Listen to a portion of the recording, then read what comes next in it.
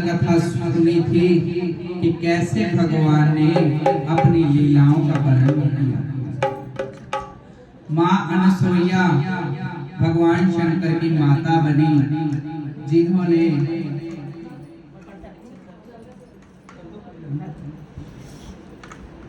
माँ अनसुईया ने भाई सखियों को इकट्ठा, गौरा जी ने अपने में से सखियां प्रकट करके कैलाश पर्वत पर भेजी और भगवान शंकर को बटना लगा।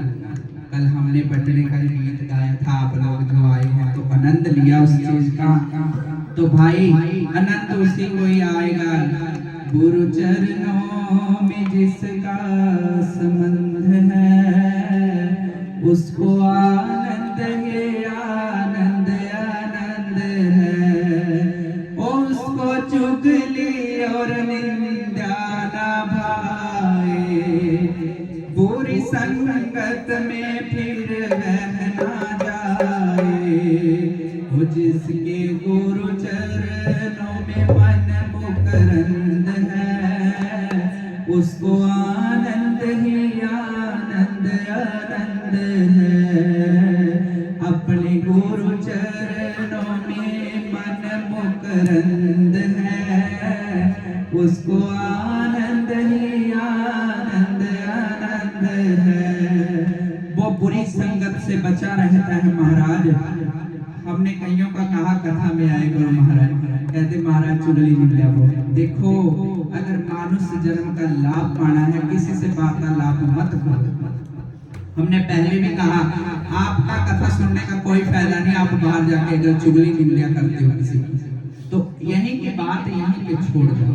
कोई ना महाराज, कल देखिए कल बात ठंडी होगी तो इससे अच्छा बस कथा सुन के, भगवान ने भी कहा मेरी कथा सुनने के बाद मौन व्रत धारण करो, किसी से बात मत करो।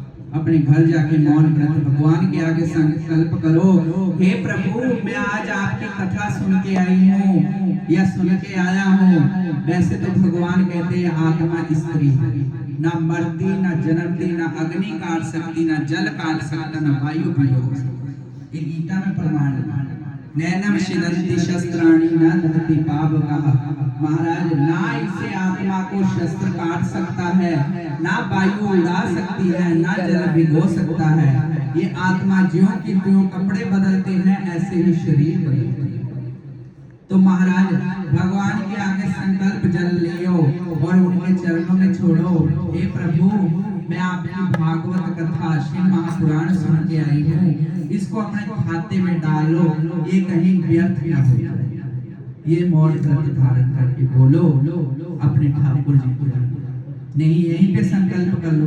देखो आप मन के भावना को भगवान जल्दी स्वीकार करते हैं। आप ध्यान में बैठो तो भगवान को बोलो भी लड्डू का भोग लगाना, तुरंत मन के अंदर भगवान लड्डू पैदा कर देते हैं। ये मानसिक पूजा भगवान कहते हैं जल्दी स्वीकार करते हैं, इतना हाथ से लगा हुआ भोग स्वीकार नहीं हम करते। जितना मन के द्वारा सोच लिया भगवान हम कभी भागवत करो, भगवान तुरंत फल दे देते हैं।